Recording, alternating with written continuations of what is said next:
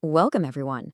If you're getting ready for your IBA test, you know that vocabulary is a huge deal. Well, in this explainer, we're going to tackle 25 super important words that you'll definitely want to know. We're going to make it simple, clear, and a lot easier to remember. Ready? Let's get started. Okay, so how are we going to do this? Simple. We've broken down all 25 words into 6 easy-to-handle groups. First, we'll talk about words for communication. Then, words to describe some, well, not-so-nice people. After that, we'll dive into words about thinking, followed by words for doing nothing. Then, we'll cover inheritance and finish up with some words about your position in the world. Grouping them like this makes them way easier to learn, I promise. All right, let's jump right into our first section, words about communication. This is all about how people use and sometimes misuse their words. Our first word here is rhetoric. So, what is it? Simply put, it's the art of using words to be persuasive. It's not just what you say, but how you say it to get people on your side. Think about a great politician's speech. You might say, wow, her rhetoric was so powerful, she really won over the crowd. That's rhetoric in action. Now, rhetoric can come in different flavors. Here are two that are complete opposites. On one side, you've got hyperbole. This is just a fancy word for major exaggeration. You know, when you say, I have a million things to do, you don't really have a million things, right? That's hyperbole. On the other side, we have understated. This is the exact opposite. It's when you're super subtle and quiet about something. Imagine you win a huge competition and you just say, yeah, I was pretty happy with how it went. That's being understated. Next up, let's talk about how many words people use. First, we have verbose. A verbose person uses way too many words. You know that person who sends you an email that's like a novel? That's verbose. You could say, the report was so verbose it took an hour to read what should have taken 5 minutes. Then the opposite is curt. This means being so brief that you actually sound kind of rude. Like if you ask a detailed question and someone just replies, no, and walks away, that's a curt response. See? Both can be a problem. And to wrap up this section, let's look at 2 types of statements. First, a platitude.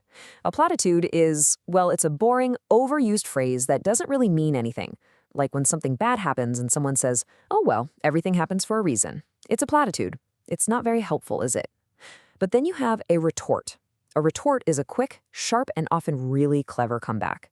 Imagine a critic says an artist's work isn't original. The artist's retort could be, well, at least my work is more original than your criticism. A platitude is flat, a retort is sharp. Okay, we've talked about words, now let's talk about people. Section 2 is all about words to describe negative people. These are super useful nouns for when you need to be really specific about someone's not-so-great character. All right, this table lays out 5 types of people you probably don't want to hang out with. Let's go through them. First, a sycophant. This is a total flatterer, but not in a nice way. They say nice things to powerful people just to get something for themselves. You know, the boss was always surrounded by sycophants who laughed at all his bad jokes. Next, a charlatan. This is a fake, a fraud, someone who claims they have a special skill but they totally don't. The charlatan promised he could talk to ghosts, for a small fee, of course. Now, a quack is a specific kind of charlatan. A quack is someone who fakes medical skills. So think of it this way. All quacks are charlatans, but not all charlatans are quacks. A libertine, this is someone with basically no morals, who just does whatever they want, whenever they want, without thinking about the consequences. He lived a wild, libertine lifestyle in his youth. And finally, a plagiarist. This one's simple. It's someone who steals another person's work or ideas and calls it their own. The professor failed the student for being a plagiarist. Okay, let's move on from people's actions and into their minds. Our third section is all about thinking, the words we use for ideas and intellect. Our first word here is a verb, postulate. This sounds complicated, but it's not. To postulate something just means to suggest it as a starting point for an argument. You're saying, hey, let's assume this is true for a minute and see where it takes us. For example, a scientist might postulate a theory before they have all the proof. The researcher postulated that a certain chemical was causing the disease. Here are 2 amazing words about the mind. First is introspection. This is the act of looking inside your own mind, examining your own thoughts and feelings. It's self-reflection. You could say a period of quiet introspection helped her understand why she was so upset. Then we have cerebral. This is an adjective. It describes something that's really intellectual, something that makes you think rather than feel. It wasn't a sad movie. It was a very cerebral film that left me thinking for days. Next up, archaic.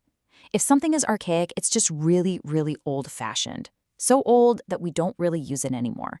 It can be an archaic word, an archaic law, or even archaic technology. A typewriter, for example, is archaic technology in today's world.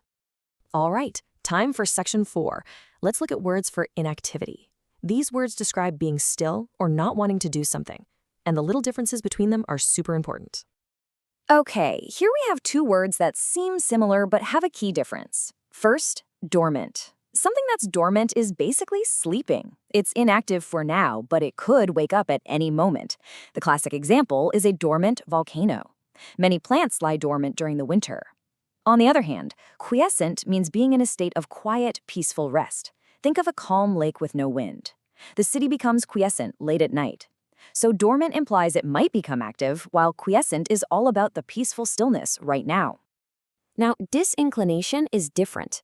It's not about being inactive, it's about the feeling of not wanting to do something. It's a reluctance. If you have a disinclination to do your homework, it means you really don't feel like doing it. For example, I have a strong disinclination to go out in the rain. Let's move on to section 5. This one is all about inheritance. We've got 3 words that are all about things being passed down, but they each describe it on a totally different scale. Let's look at these from smallest to biggest. At the most specific level, you have an annuity. This is a financial thing. It's a fixed amount of money you get paid regularly, usually from an investment. His retirement plan included a monthly annuity. A step up from that is a bequest. This is a personal gift left to someone in a will. It could be money or it could be a special object. In her will, she made a bequest of her jewelry to her granddaughter. And then, the biggest of all is patrimony. This isn't just about money or objects. It's your entire heritage passed down from your ancestors. Property, culture, traditions, the whole shebang. The ancient castle was a vital part of the nation's patrimony. And here we are, our 6th and final section.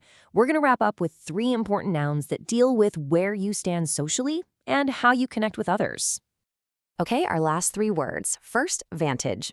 A vantage point is a position that gives you a really good view or a strategic advantage. From our vantage point on the balcony, we could see the entire parade.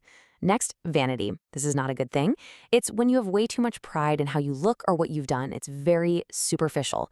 His vanity was so extreme, he had mirrors in every room of his house. And finally, a really positive word, rapport. Rapport is that great, easy connection you have with someone when you understand each other and communication just flows. A good teacher builds a strong rapport with their students. And this quote really says it all, doesn't it? The basic building block of good communication is the feeling that every human being is unique and of value. Learning all these words isn't just about passing a test. It's about being able to communicate better, to understand people, and to build that thing we just learned about, rapport. So there you have it. 25 words, all broken down into nice, neat little groups.